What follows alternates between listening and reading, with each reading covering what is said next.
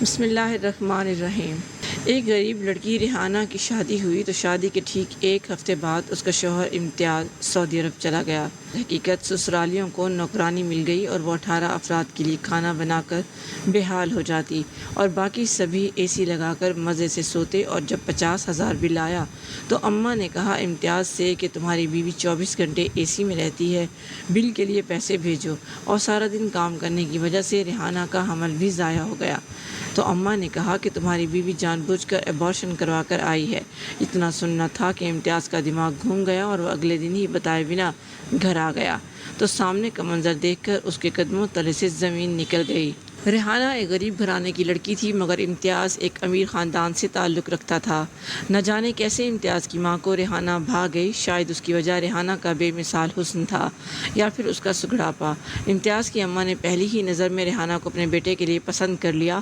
چٹ منگنی پٹ بیاہ والا کام ہوا اور آج ریحانہ امتیاز کی دلہن بن گئی۔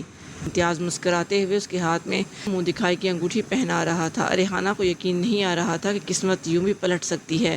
وہ جو کبھی آرٹیفیشل جیولری بھی خریدنے کی حیثیت نہ رکھتی تھی، آج اس کے ہاتھوں میں ہیرے کی قیمتی انگوٹھی پہنائی جا رہی تھی۔ وہ بس امتیاز کو دیکھ کر حیران رہ گئی، تبھی وہ ایک دم چونک گئی۔ امتیاز کہہ رہا تھا، دیکھو ریحانہ، تم میری امی کی پسند ہو، مگر میں جانتا ہوں کہ جلد ہی تم اپنے اچھے رویے سے میرے دل میں جگہ بنا لو گی۔ میں تمہیں بہت محبت دوں گا اور تمہاری ہر ضرورت کا خیال رکھوں گا، مگر اس کے بدلے میں تمہیں صرف ایک بات کہتا ہوں، میرے گھر والوں کی جی جان سے خدمت کرنا اور میری امی کے سامنے کبھی زبان مت چلانا، ان کی عزت کرنا، انہوں نے مجھے بڑی مشکلوں سے پالا ہے۔ ریحانہ مسکرا دی، بھلا اسے کیا اعتراض ہو سکتا تھا، وہ تو ویسے بھی ان سب گھر والوں کو اپنا مان چکی تھی۔ وہ چند دن خوشیوں کے گزرے اور امتیاز کا نوکری پر واپس جانے کا وقت آ گیا۔ وہ دبئی میں کام کرتا تھا اور شادی کی چھٹی کے سلسلے میں پاکستان آیا ہوا تھا۔ ریحانہ بے حد رنجیدہ تھی، مگر اس نے دل پر پتھر رکھ لیا تھا۔ اس نے سوچا امتیاز چلا جائے گا تو کیا ہوا، آخر یہ سب بھی تو میرے اپنے ہیں۔ امتیاز کی امی کا رویہ ریحانہ کے ساتھ بہت اچھا تھا، وہ بہت پیار سے مخاطب کرتی تھیں، مگر ریحانہ کو ایک چیز سمجھ نہیں آتی تھی کہ جب بھی امتیاز کبھی آس پاس نہ ہوتا تو اس کی ساس اسے چبھتی ہوئی نظروں سے گھورتی رہتی۔ ریحانہ کو لگا یہ اس کا وہم ہے۔ امتیاز ریحانہ سے بہت سارے وعدے کر کے چلا گیا اور وہ اپنے اداس دل کے ساتھ تنہا رہ گئی، مگر وہ نہیں جانتی تھی کہ اس کی زندگی میں کیسی مصیبت آنے والی ہے۔ امتیاز کی بڑی بہن ماریا کا رشتہ طے ہو رہا تھا۔ آئے روز اس کے سسرال والے آئے ہوئے ہوتے تھے۔ آج امتیاز کے جانے کے بعد وہ پہلی دفعہ آ رہے تھے۔ صبح ریحانہ بھی اپنے کمرے میں سو رہی تھی جب اچانک زوردار آواز کے ساتھ دروازہ کھلا۔ اٹھ جاؤ بی بی، کب تک نیندیں پوری کرنی ہیں، سارا دن بستر توڑتے ہوئے گزارو گی کیا؟ ماریا کے سسرال والے آ رہے ہیں، اٹھ کر ان کے لیے کچھ کھانے پینے کا انتظام کرو۔ میرے بیٹے کو تو بھگا دیا ہے، اب ہم بیچاروں نے تو کسی طرح رہنا ہے نا، جلدی سے کچن میں آؤ۔ ریحانہ نے حیرانگی سے اٹھ کر دیکھا، یہ اس کی ساس تھی۔ اسے ان کے رویے پر بے حد حیرت ہوئی، مگر اس نے کچھ نہ کہا، خاموشی سے ہاتھ منہ دھو کر کچن میں آ گئی۔ ابھی صبح کے 7 بجے تھے۔ ساس نے اسے سارے گھر والوں کے لیے ناشتہ بنانے کا حکم دے دیا۔ وہ خاموشی سے ناشتہ بنانے لگی۔ سب گھر والے تو بھی مزے سے سو رہے تھے۔ اس نے سب کے لیے پراٹھے بنائے، انڈے تلے، چائے بنائی اور پھر جا کر دیکھا تو ابھی تک سب کے سب سو رہے تھے۔ اس نے آگے بڑھ کر اپنی نند کو اٹھایا، اٹھو ماریا، اٹھ کر ناشتہ کر لو، میں نے بنا دیا ہے۔ ماریا جو گہری نیند میں تھی، اس کا ہاتھ ایک دم جھٹک کر بولی، بنا دیا ہے تو کوئی احسان نہیں کیا، اٹھ کر لیں گے ناشتہ، اب سر مت کھاؤ اور سونے دو۔ ریحانہ شرمندہ سی ہو کر رہ گئی اور خاموشی سے ان کے کمرے سے باہر نکل آئی۔ اس نے اپنی ساس کو ڈھونڈنا چاہا اور یہ دیکھ کر حیران رہ گئی کہ ساس بھی اے سی والے کمرے میں سکون سے سو رہی تھی۔ وہ خاموشی سے ڈرائنگ روم میں آ کر بیٹھ گئی۔ گھر کے تمام افراد 11 بجے کے قریب جاگے۔ ماریا نے خاموشی سے سب کو ناشتہ سرو کیا۔ اس کی نندوں نے ہاٹ پاٹ سے پراٹھے نکال کر کھانا شروع کیے تو برے برے منہ بنانے لگیں۔ امی یہ کیا ہے، ٹھنڈے یک ہو رہے ہیں، یہ پراٹھے تو مجھ سے چبائے بھی نہیں جا رہے۔ ماریا دوسرا پراٹھا کھاتے ہوئے بولی۔ تبھی ریحانہ کے سسر بولے، مجھے تو تازہ روٹی بنا کر دو، مجھ سے تو یہ باسی روٹی نہیں کھائی جاتی اور نہ ہی میں نے کبھی کھائی ہے۔ ایک ایک کر کے تمام افراد شروع ہو گئے۔ ریحانہ خاموشی سے اٹھی اور سب کے لیے دوبارہ ناشتہ بنانے لگی۔ سب ڈائننگ ٹیبل کے آس پاس بیٹھے مسلسل چیخو پکار کر رہے تھے، مگر کوئی اٹھ کر اس کی مدد کے لیے نہیں آیا۔ گھر میں ریحانہ کو ملا کر کل 18 افراد تھے۔ امتیاز کی بڑی بہن شادی شدہ تھی اور اپنے 5 بچوں کے ساتھ میکے میں ہی رہتی تھی۔ اس کا میاں بھی بیرون ملک کام کرتا تھا۔ امتیاز کے چچا چاچی، ان کے بچے اور ساس سسر، اتنے افراد کا کام ریحانہ کے سر پر آن پڑا۔ ان میں سے کوئی ہل کر مدد کروانے کو تیار نہ ہوتا۔ ریحانہ کو حیرت ہوتی کہ اس کے آنے سے پہلے آخر گھر کا کام کون کرتا تھا۔ صاف ستھرائی کے لیے ایک کام والی آیا کرتی تھی، مگر جیسے ہی ریحانہ نے گھر کے کاموں کو اپنے ہاتھ میں لیا، ساس نے کام والی کی چھٹی کرا دی اور وہ کام بھی ریحانہ سے کروانے لگی۔ ریحانہ صبح اذانوں کے وقت بیدار ہوتی، صفائی کرتی، ناشتہ بناتی، دوپہر کا کھانا بناتی، کپڑے دھوتی، یہاں تک کہ اس کا پورا دن ہی گھر کے کام کاج میں گزر جاتا۔ شدید گرمیوں کے دن تھے۔ چولہے کے آگے کھڑے ہو کر سب کی پسند کے کھانے بناتی۔ سب اے سی والے کمرے میں لیٹے بس فرمائش کرتے رہتے۔ وہ پکا پکا کر بے حال ہو جاتی تو سب کو جا کر اطلاع دیتی۔ سب اس کی ذات پر احسان دھرتے ہوئے اے سی والے کمرے سے باہر نکلتے اور ڈائننگ ٹیبل پر بیٹھ کر کھانا کھاتے۔ کھانے کے دوران بھی 50 دفعہ ریحانہ کو اٹھاتے۔ وہ سب کی ضرورتیں پوری کرتی۔ کھانے کے بعد سب برتن وہیں ڈائننگ ٹیبل پر چھوڑ کر پھر سے اے سی والے کمرے میں جھانک گھستے۔ کوئی فلم لگا لیتا تو کوئی آپس میں باتیں کرنے لگتا اور کوئی دوبارہ سے سو جاتا۔ ریحانہ بیچاری پھر گندے برتن دھونے میں لگ جاتی۔ انہی دنوں ریحانہ کی طبیعت بے حد خراب رہنے لگی۔ صبح اٹھتی تو متلی سے اس کا برا حال ہوتا۔ کچن میں کام کرنے کے دوران کئی دفعہ وہ الٹیاں کرتی۔ ساس کی جانچتی ہوئی نظروں نے بھانپ لیا کہ معاملہ کچھ اور ہے، مگر انہوں نے ریحانہ کے سامنے نام تک نہ لیا۔ ایک روز ریحانہ کی امی اتفاق سے اسے ملنے آئیں تو ریحانہ نے ان سے اپنی خراب طبیعت کا ذکر کیا۔ وہ چونک گئیں اور اسے لے کر قریبی لیڈی ڈاکٹر کے پاس گئیں۔ لیڈی ڈاکٹر نے معائنہ کیا تو خوشخبری سنائی کہ ریحانہ حاملہ ہے، اور ریحانہ یہ خبر سنتے ہی حیران رہ گئی۔ اتنی بڑی خوشی اس کی زندگی میں آ گئی اور اسے پتہ ہی نہ چلا۔ اسی خوشگوار حیرت میں ڈوبے ہوئے وہ گھر واپس آئی۔ ڈاکٹر نے آرام کرنے اور کھانے پینے کا مشورہ دیا تھا۔ بقول اس کے ریحانہ میں خون کی شدید کمی تھی۔ ریحانہ کی امی نے گھر آ کر ریحانہ کی ساس کو بتایا کہ ریحانہ حاملہ ہے اور ڈاکٹر نے اسے آرام کرنے کا مشورہ دیا ہے۔ بہتر یہی ہے کہ آپ کوئی کام والی رکھ لیں۔ ریحانہ کی ساس نے بہت خوشی کا اظہار کیا اور کہنے لگیں، ہاں بہن، یہ تو میری بیٹیوں جیسی ہے، بھلا میں اس سے اس حالت میں کیوں کام کرواؤں گی؟ میں آج ہی کسی کام والی کا بندوبست کرتی ہوں۔ ریحانہ کی امی مطمئن ہو کر چلی گئیں۔ ریحانہ جیسے ہی کمر سیدھی کرنے کے لیے لیٹی، اس کی ساس آ پہنچی۔ ریحانہ، کچھ مہمان آئے ہیں، اٹھ کر ان کے لیے چائے کا بندوبست کرو۔ اور زیادہ لیٹنے کی ضرورت نہیں ہے، اس حالت میں کام کاج کرنا ویسے بھی صحت کے لیے اچھا ہے۔ میں نے بھی پورے سسرال میں رہتے ہوئے 10 بچے پیدا کیے ہیں، تم کوئی انوکھی بچہ نہیں پیدا کر رہی کہ بستر سے لگ کر لیٹ ہی جاؤ۔ ریحانہ حیرت سے ان کی جانب دیکھتی رہی مگر کچھ نہ بولی اور خاموشی سے اٹھ کر مہمانوں کے لیے چائے کا انتظام کرنے لگی۔ حاملہ ہونے کی خبر سے گھر والوں کو کوئی فرق نہ پڑا۔ انہیں تو کام کاج کے لیے نوکرانی چاہیے تھی، اسی لیے وہ غریب گھرانے کی لڑکی بیاہ کر لائے تھے۔ ریحانہ خراب طبیعت کے باوجود سارا دن کام کرتی رہتی۔ آخرکار اس کی ہمت جواب دینے لگی۔ اس رات جب امتیاز کا فون آیا تو اس نے کوشش کی کہ وہ اسے بتا دے کہ گھر میں کام کاج کی زیادتی سے وہ پریشان ہو رہی ہے، لیکن جیسے ہی اس نے امتیاز کو یہ کہا کہ اس کی بہنیں کچن میں اس کی مدد نہیں کرواتی تو امتیاز اچانک غصے میں آ گیا اور میں اتنی دور بیٹھا تم سب کے لیے دن رات کام کر رہا ہوں اور تم لوگوں کی چھوٹی چھوٹی گھریلو باتیں ہر وقت مجھے بتا بتا کر پریشان کرتی ہو۔ میری بہنیں آج ہیں، کل کو وہ رخصت ہو کر اپنے گھر چلی جائیں گی، تم اگر تھوڑا سا کام کر ہی لیتی ہو تو اس میں برائی کیا ہے؟ امتیاز کی بات پر ریحانہ ہکا بکا رہ گئی، جس سے وہ تھوڑا سا کام کہہ رہا تھا ان کاموں میں وہ صبح 6 بجے سے لے کر رات 12 بجے تک مصروف رہتی تھی۔ اس نے جان لیا کہ امتیاز کو شکایت کرنے کا کوئی فائدہ نہیں۔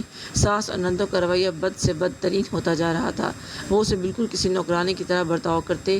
ریحانہ کو اب سمجھ آ رہی تھی کہ وہ غریب گھرانے کی لڑکی کو کیوں بیاہ کر لائے ہیں۔ انہیں صرف گھر کے کام کاج کے لیے ایک نوکرانی چاہیے تھی۔ ریحانہ کپڑے دھونے کے لیے مشین لگاتی تو صبح سے لے کر شام ہو جاتی۔ امتیاز کی شادی شدہ بہن اپنے بچوں کی چھوٹی چھوٹی نکریں بھی خود نہیں دھو سکتی، وہ بھی لا کر ریحانہ کے حوالے کر دیتی کہ انہیں دھو دو۔ ریحانہ کپڑے دھو دھو کر ہلکان ہو جاتی، مشین بند کر کے اندر جا کر بیٹھتی تو ساس کو یاد آ جاتا کہ کھانا تو کسی نے بنایا ہی نہیں۔ ریحانہ کو 2 منٹ بیٹھنے نہ دیتی اور کچن میں بھیج دیتی۔ رات جس وقت تھک ہار کر وہ اپنے کمرے میں جاتی تو اسے ایک ایک جوڑ میں درد محسوس ہو رہا ہوتا۔ اس دوران اسے خیال ہی نہ رہتا کہ اس نے امتیاز سے فون پر بات کرنی ہے۔ فون اٹھاتی تو امتیاز کی کئی مس کالز آئی ہوئی ہوتی۔ وہ اسے بیک کال کرتی تو وہ فون اٹھا کر شدید غصہ کرتا، تم کیا کرتی رہتی ہو سارا دن؟ تمہارے پاس اتنا بھی وقت نہیں ہوتا کہ تم 2 گھڑی مجھ سے بات ہی کر لو؟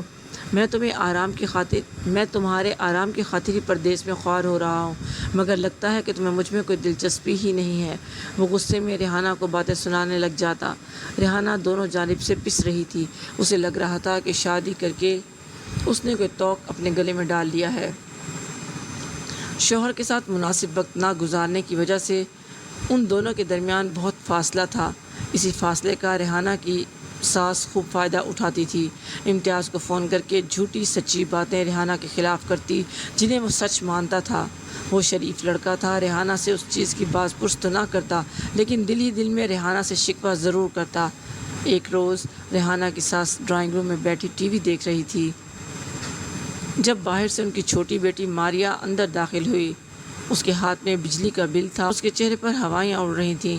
امی یہ دیکھیں، پورے 50,000 روپے کا بل آیا ہے بجلی کا، پورے 50,000 بل آیا ہے بجلی کا۔ اگر بھائی کو پتہ چلا تو وہ سخت غصہ کریں گے۔ انہوں نے جاتے وقت کہا تھا کہ انہیں کاروبار کے لیے رقم جمع کرنی ہے، اس لیے ہم اپنے اخراجات ذرا کم کریں۔ ماریا کی بات پر اماں چونک پڑی اور بل اس کے ہاتھ سے لے کر دیکھنے لگیں۔ ان کے چہرے پر سوچ کی پرچھائیاں واضح نظر آ رہی تھیں۔ تبھی اچانک ان کے ذہن میں یہ خیال آیا اور ان کے چہرے پر مسکراہٹ دوڑ گئی۔ انہوں نے ماریا کی جانب دیکھا اور کہنے لگیں، ذرا امتیاز کو فون ملا کر تو دینا۔ ماریا نے نہ سمجھنے والے انداز میں موبائل نکال کر امتیاز کو کال لگا دی۔ جیسے ہی امتیاز نے فون اٹھایا، اماں شروع ہو گئی، ہائے میرا بچہ پردیس میں دن رات کام کر کے پیسہ کما رہا ہے، مگر تمہاری محنتوں کا کوئی سرا نہیں۔ مجھ سے بڑی غلطی ہو گئی، مجھے معاف کر دو۔ میں اس لیے غریب گھرانے کی لڑکی بیاہ کر لائی تھی کہ وہ روپے کی قدر کرے گی، مگر ریحانہ تو اس قدر فضول خرچ ہے کہ وہ تو تمہیں کنگال کر کے چھوڑے گی۔ امتیاز کو کچھ سمجھ نہیں آ رہا تھا کہ اماں کیا کہہ رہی ہیں۔ تبھی اس نے کہا، اماں ہوا کیا ہے، بتائیں تو صحیح، کیا کر لیا ریحانہ نے؟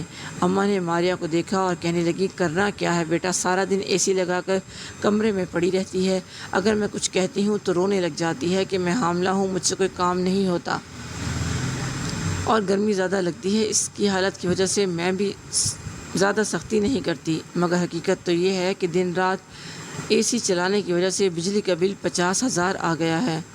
تمہارے ابو کے پاس تو پیسے ہیں نہیں، تم ہی کو پیسے بھیجنے پڑیں گے۔ بل کی رقم سنتے ہی امتیاز کے 14 طبق روشن ہو گئے، لیکن وہ کیا کر سکتا تھا؟ اس نے ماں کو تسلی دی کہ وہ پیسے بھیج دے گا، مگر اس کے دل میں ریحانہ کے خلاف ایک گرہ سی لگ گئی۔ اگلے دن جب صبح صبح گھر میں ریحانہ کے سوا تمام افراد سو رہے تھے تو بڑی نند کے سسرال والے آدھم کے۔ ریحانہ نے جا کے سب کو اٹھایا تو سوجی ہوئی آنکھوں کے ساتھ سب اٹھ تو گئے، لیکن سب کے ہی موڈ خراب تھے۔ ماریا کے سسرال والے چاہتے تھے کہ انہیں حلوہ پوری کا ناشتہ کروایا جائے۔ بیچاری کی ہی شامت آئی جب ساس نے اسے حکم دیا کہ سارے کام چھوڑو، پہلے حلوہ پوری تیار کرو۔ اس روز ریحانہ کو صبح سے ہی چکر آ رہے تھے، مگر وہ خاموشی سے کچن میں جا کر کھڑی ہو گئی اور پوریاں بنانے لگی۔ شدید گرمی تھی اور پسینہ ٹپک رہا تھا۔ تبھی نہ جانے اسے کیا ہوا، اچانک اسے زور کا چکر آیا اور وہ بے ہوش ہو کر زمین پر جا گری۔ دھڑام کی آواز سن کر ڈرائنگ روم میں بیٹھے تمام افراد کچن کی جانب دوڑے۔ وہاں ریحانہ زمین پر بے حال پڑی تھی۔ ریحانہ کی ساس کے اوسان قطع ہو گئے۔ انہیں ریحانہ کو ہسپتال لے جانے سے زیادہ اپنے جھوٹ کے پکڑے جانے کی فکر تھی۔ ماریا کی ہونے والی ساس نے شور مچا کر ریحانہ کو ہسپتال پہنچا دیا۔ جب اس کی آنکھ کھلی اور اسے پتہ چلا کہ اس کا بچہ دنیا میں آنے سے پہلے ہی جا چکا ہے تو اس پر غم کا پہاڑ ٹوٹ پڑا، مگر وہ جانتی تھی کہ اس کے خلاف ایک اور سازش تیار ہے۔ اسی شام ساس نے اس کی ہسپتال سے چھٹی کروا لی اور اسے گھر لے آئی۔ ریحانہ کے گھر والے آئے تو ریحانہ نے انہیں کوئی بات نہ بتائی، بلکہ انہیں ٹال دیا کہ میں سیڑھیوں سے گر گئی تھی، اس لیے حمل ضائع ہو گیا۔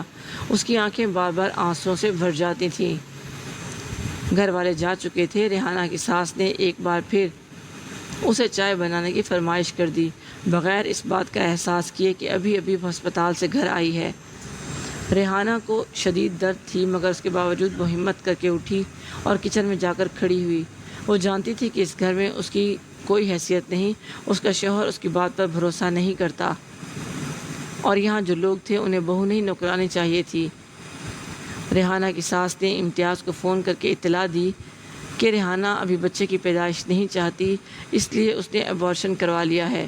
امتیاز کا خون کھول اٹھا اس کا دل چاہا ابھی اور اسی وقت جا کر ریحانہ کا گلا گھونٹ دے۔ اس نے بغیر کچھ کہے فون رکھ دیا۔ ریحانہ کی ساس مطمئن ہو گئی کہ امتیاز کو سچائی پتہ نہیں چلی، مگر دوسری جانب امتیاز نے اپنی اسی روز کی ٹکٹ کروا لی تھی۔ سارے کام چھوڑ کر وہ اگلے دن پاکستان آ پہنچا۔ اس کا ارادہ تھا کہ جاتے ہی وہ ریحانہ کو طلاق دے کر اپنی زندگی سے باہر نکال دے گا۔ بغیر کسی کو اطلاع دیے کڑکتی ہوئی دوپہر میں جس وقت وہ گھر پہنچا، دروازہ کھول کر اندر داخل ہوا۔ کھانا پکنے کی خوشبو اس کی ناک سے ٹکرائی۔ کتنی شدید گرمی میں میری بیچاری ماں کچن میں کام کر رہی ہے اور ریحانہ اندر اے سی والے کمرے میں سو رہی ہے۔ وہ اس لائق ہی نہیں ہے اسے اپنی زندگی میں رکھوں، آج ہی اسے طلاق دے دوں گا۔ وہ اس لائق ہی نہیں کہ میں اسے اپنی زندگی میں رکھوں، آج ہی اسے طلاق دے کر فارغ کر دوں گا۔ جس عورت نے میرے گھر والوں کی عزت نہیں کرنی، اسے میری زندگی میں رہنے کا کوئی حق نہیں۔ شدید غصے میں یہ سوچتا ہوا امتیاز جس وقت کچن میں داخل ہوا تو اس کے پیروں تلے سے زمین نکل گئی۔ سامنے ہی ریحانہ کھڑی کھانا پکا رہی تھی۔ اس نے دونوں چولہوں پر ایک ایک ہانڈی چڑھا رکھی تھی۔ اس کا لباس پسینے میں بھیگا ہوا تھا اور اسے یاد آیا اماں نے اسے بتایا تھا کہ کل ہی ریحانہ نے اپنا ایبارشن کروایا ہے، اپنی مرضی سے۔ ایبارشن کے اگلے ہی دن وہ کچن میں کھڑی ہو کر کام کس طرح کر رہی تھی؟ وہ بار بار اپنی کمر پر ہاتھ رکھتی تھی جیسے اسے شدید تکلیف تھی۔ کبھی ماتھے سے پسینہ صاف کرتی۔ اس نے ایک پرات میں بہت سا آٹا نکال کر رکھا ہوا تھا، شاید ابھی اسے آٹا بھی گوندنا تھا، یقیناً پھر روٹی بھی بنانی ہوگی۔ امتیاز کو کسی گڑبڑ کا شک گزرا۔ وہ عقل مند لڑکا تھا، بغیر کوئی آہٹ کیے وہ اندر بڑھ گیا۔ اندر پورے گھر میں خاموشی تھی۔ ادھر ادھر نظر دوڑاتا ہوا وہ آگے بڑھ رہا تھا۔ گھر کے بڑے کمرے میں 2 ٹن کا اے سی لگا ہوا تھا۔ امتیاز نے دھیرے سے کمرے کا دروازہ کھولا۔ اندر نیم اندھیرا تھا۔ گھر کے تمام افراد اس بڑے کمرے میں سو رہے تھے۔ تبھی ریحانہ کی ساس کو لگا کہ ریحانہ دروازہ کھول کر اندر آئی ہے۔ انہوں نے پلٹے بغیر ہی زور سے آواز لگائی، آ گئی مہرانی کھانا پکا کر۔ کتنی بار کہا ہے کہ جب کھانا تیار ہو جائے تبھی آ کر آواز لگایا کرو، میری بچیوں کی نیند خراب ہوتی ہے، لیکن تم ہو کہ سنتی ہی نہیں۔ اگر میں کچھ کہوں گی تو تم شور مچا دو گی کہ کل ہی میرا بچہ ضائع ہوا ہے اور آج ساس نے کام پر لگا دیا۔ تو بیوی سن لو کہ تمہیں بیاہ کر ہی میں اس لیے لائی ہوں کہ تم سے گھر کے کام کاج کرواؤں، ورنہ مجھے تم جیسی غریب لڑکی کی کوئی ضرورت نہیں تھی۔ میرے بیٹے کے لیے ایک سے بڑھ کر ایک اعلیٰ خاندان کا رشتہ موجود تھا۔ اب جاؤ اور جا کر کھانا پکاؤ اور اس کے بعد گھر کی صفائی بھی کرنی ہے۔ رات کو ماریا کے سسرال والوں نے آنا ہے، ان کے لیے کم از کم 3-4 ڈشز بنا لینا۔ پچھلی بار کی طرح 2 کھانے بنا کر سامنے مت رکھ دینا۔ ریحانہ کی ساس اپنے ہی خیال میں بولتی چلی گئی، یہ جانے بغیر کہ دروازے میں کھڑے امتیاز کے اوپر تو گویا پہاڑ ہی ٹوٹ پڑے تھے۔ ریحانہ کی ساس یہ کہہ کر دوبارہ سے سو گئی۔ امتیاز نے نظر دوڑائی، گھر کے تمام افراد انتہائی سکون سے لیٹے ہوئے تھے۔ صرف ایک ریحانہ ہی تھی جو اس شدید چلچلاتی ہوئی گرمی میں کچن میں ان سب کے لیے کھانے کا بندوبست کر رہی تھی۔ وہ جان گیا تھا کہ اس کی غیر موجودگی میں اس کی بیوی کے ساتھ کیا سلوک کیا جاتا ہے۔ وہ شرمندہ ہوتا ہوا خاموشی سے پلٹ گیا۔ کچن میں ریحانہ ابھی تک کھانا پکا رہی تھی۔ امتیاز نے اسے قریب جا کر دیکھا، وہ پسینے سے بھیگی ہوئی تھی اور ہولے ہولے لرز رہی تھی۔ کل ہی اس کا حمل ضائع ہوا تھا اور آج وہ 18 افراد کا کھانا پکا رہی تھی۔ امتیاز کا دل اس زیادتی پر دکھی ہو کر رہ گیا۔ اس نے ریحانہ کو پکارا، وہ چونک کر پلٹی، اس کی آنکھیں آنسوؤں سے بھیگی ہوئی تھیں۔ امتیاز نے بغیر کچھ کہے اس کے سامنے ہاتھ جوڑ دیے۔ مجھے معاف کر دو ریحانہ، میری آنکھوں پر بندھی پٹی اتر گئی ہے، اپنی تیاری کر لو، تم اب یہاں نہیں رہو گی بلکہ میرے ساتھ جاؤ گی۔ اس کے آنسو صاف کرتا ہوا امتیاز کہہ رہا تھا اور ریحانہ کو یقین نہیں آ رہا تھا کہ قسمت اس پر اس طرح بھی مہربان ہو سکتی ہے۔ مجھے یقین تھا کہ اللہ میرے صبر کا مجھے ضرور پھل دے گا اور ظلمت کی یہ کالی راتیں مٹ جائیں گی۔ اتنی کالی سیاہ راتیں دیکھنے کے بعد آخر اللہ نے اجالا کر ہی دیا۔